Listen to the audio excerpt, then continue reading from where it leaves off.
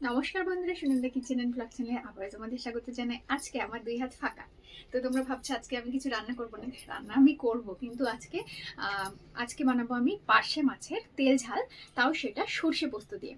তো সেই মাছ তো আমি তোমাদের দেখাতে পারবো না, তো মাছটা আমি রান্নাঘরে রেখে দিয়েছি, রান্নাঘরে গিয়ে তোমরা দেখতে পাবে। তো আজকে ছোট্ট একটা ভিডিও হবে, খুবই ছোট্ট একটা ভিডিও। আর ছোট্ট একটা রান্না, আজকে একটাই রান্না করব, তার জন্য খুবই ছোট ভিডিও হবে। কিন্তু তোমরা তাও শুরু থেকে শেষ পর্যন্ত পুরো ভিডিওটা দেখতে থাকো। খুব সুন্দর একটা মাছের ঝোলের রেসিপি আমি দেখাবো, এই পার্শে মাছ। তোমরা কিন্তু এভাবে রান্না করলে খুব সুন্দর স্বাদ পাবে। তো চলো রান্নাঘরে গিয়ে তোমাদেরকে পুরো ভিডিওটা দেখাই। তো বন্ধুরা, এদিকে দেখতেই পাচ্ছ আমি কিন্তু মাত্র 6 পিস পার্শে মাছ নিয়েছি। তোমরা এর থেকে বেশি বা কম নিতেই পারো, অসুবিধা নেই। কিন্তু পার্শে মাছগুলো বেশ বড় বড়ই আছে। দিয়ে দেবো এখন এর মধ্যে লবণ আর হলুদ।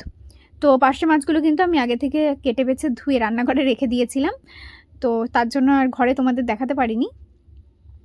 তো মাছগুলোই এখন খুব ভালো করে কিন্তু লবণ হলুদ মাখিয়ে নেব।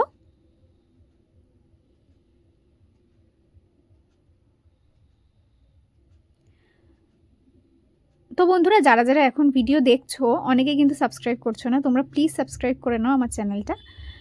তো বন্ধুরা, এদিকে দেখতেই পারছো কড়াইতে কিন্তু তেল গরম হতে বসিয়ে দিয়েছি। তেলটা খুব ভালো করে গরম হয়ে গেলে কিন্তু মাছগুলো ভেজে নেব। এখন আমি মাছগুলো দিয়ে দিচ্ছি। একবারে সব মাছ ভাজা যাবে না, প্রথমে 4টে মাছ ভেজে নেব, তারপর 2টো মাছ ভেজে নেব।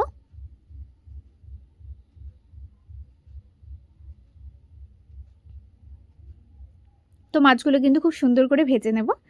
এদিকে দেখতেই পাচ্ছ মাছগুলো আমি ভালো করে ভাজা করে নিয়েছি। এখন আমি তেল থেকে তুলে নিচ্ছি। তোমরা কে কে পার্শে মাছ খেতে ভালোবাসো অবশ্যই কিন্তু আমাকে কমেন্টে লিখে জানিও। এবার কিন্তু বাকি 2টো মাছও আমি দিয়ে দেব ভাজা করার জন্য।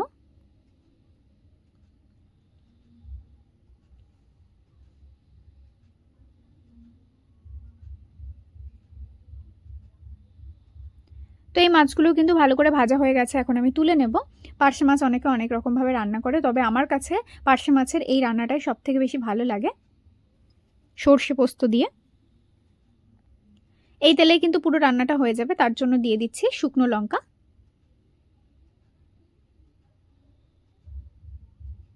এখানে আছে সর্ষে পোস্ত আর কাঁচা লঙ্কা, 3টে একসঙ্গে আমি বেটে রেখেছি, অবশ্যই শিল নোড়াতে বেটে রেখেছি। খুব মিহি করে বেটেছি, তার জন্য আর আলাদা করে ছেঁকে নিতে হলো না।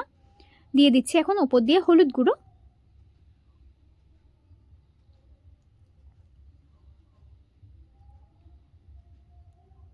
আর দিয়ে দেব পরিমাণ মতো লবণ।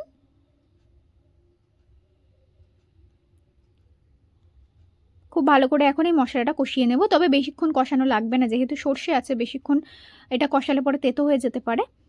তো দেখতেই পাচ্ছ মশলা থেকে তেল ওঠা ভাব হয়ে গেছে, তার মানে মশলা কষানো রেডি। এখন দিয়ে দেবো আমি পরিমাণ মতো জল। জলটা একটু বেশি দেবো, যেহেতু মাছের ঝোল যত ফোটাবে তত টেস্ট বাড়বে, এটা অনেকেই জানো আশা করছি। তো মাছের ঝোলটা প্রথমে খুব ভালো করে ফুটিয়ে নেব। তো আমি বেশ খানিকক্ষণ ধরে ফুটিয়ে নিয়েছি, এবার কিন্তু মাছগুলো, ভেজে রাখা মাছগুলো দিয়ে দিচ্ছি। এবার মাছগুলো দিয়েও বেশ খানিকক্ষণ ফুটিয়ে তারপর কিন্তু নামাবো। তো বন্ধুরা, আমার আজকের ভিডিওটা খুব ছোট্ট, তবে ভালো লাগলে লাইক করো, শেয়ার করো। আবার দেখাবে নতুন কোনো ভিডিও নিয়ে, ততক্ষণ